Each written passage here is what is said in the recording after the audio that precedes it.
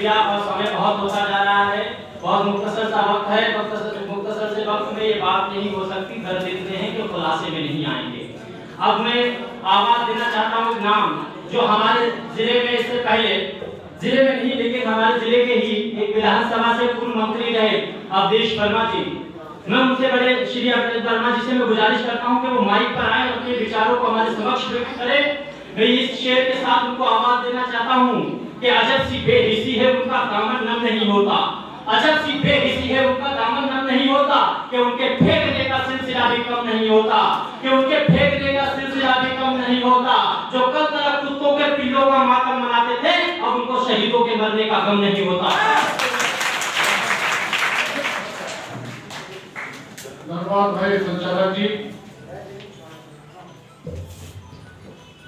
समाजवादी शिक्षक सभा के तत्वावधान में आज हमारे बीच में मुख्य अतिथि के रूप में प्रदेश के उपाध्यक्ष जनाब आफ्ताब आलम जी का मैं स्वागत करता हूँ, वंदन करता हूँ। शाह आलम जी, शाह आलम जी, जनाब शाह आलम जी, आफ्ताब आलम संचालक महोदय हैं। शाह आलम जी, शाह आलम जी, शुक्रिया, धन्यवाद, शुक्रिया।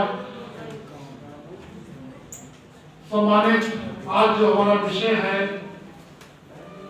बूथवार शिक्षकों की भूमिका, संवाद से समाधान की ओर, निश्चित रूप से बहुत ही सराहनीय है।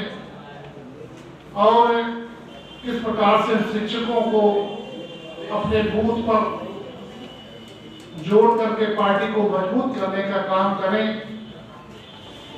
हमारे मंच की शोभा बढ़ा रहे सम्मानित हमारे जिलाध्यक्ष जनाब तनवीर खान जी, सम्मानित हमारे बीच में महिला प्रकोष्ठ की अध्यक्ष माननीय श्री गायत्री वर्मा जी, हमारी शारदा बहन जी बैठी हैं,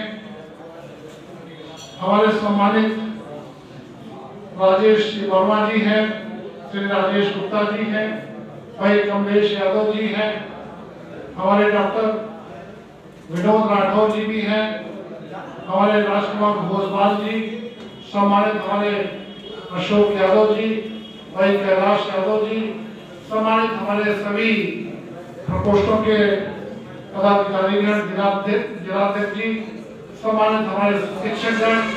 जैसा कि आप सब लोग जानते हैं कि समाजवादी पार्टी को हम लोग हर क्षेत्र में प्रकोष्ठों के माध्यम से जो मजबूत बनाने का काम कर रही है हमारी जो पार्टी है, हम सभी लोग उसमें हर तरीके से सहयोग करने का काम करते हैं।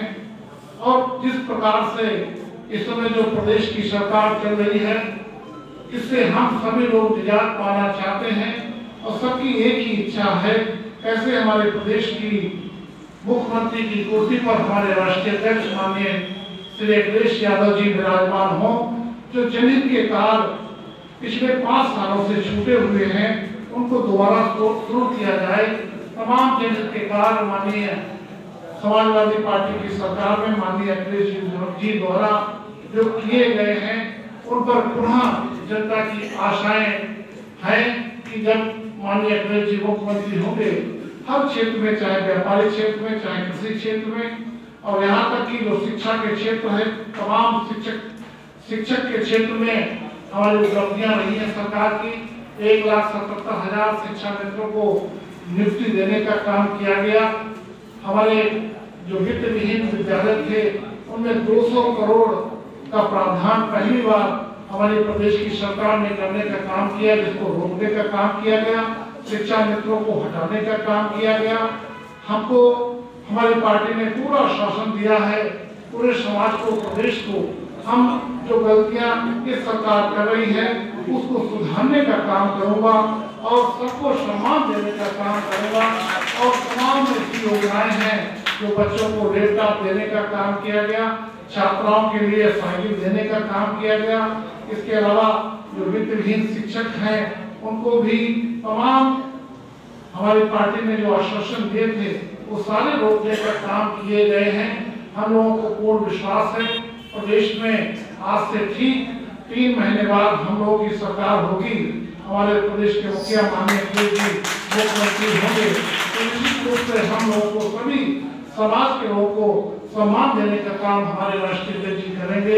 आप लोग यहाँ बड़ी तादाद में पधारे हैं, निश्चित रूप से आप सराहनीय है, वंदनीय है और सम्मानित हमारा जो मंच है, हमारे मुख्य अतिथि हैं, उनका पुनः आभार व्यक्त करते हुए अपनी वाणी को समाप्त करता हूँ। सबको बहुत बहुत आभार। जय हिंद, जय समाज।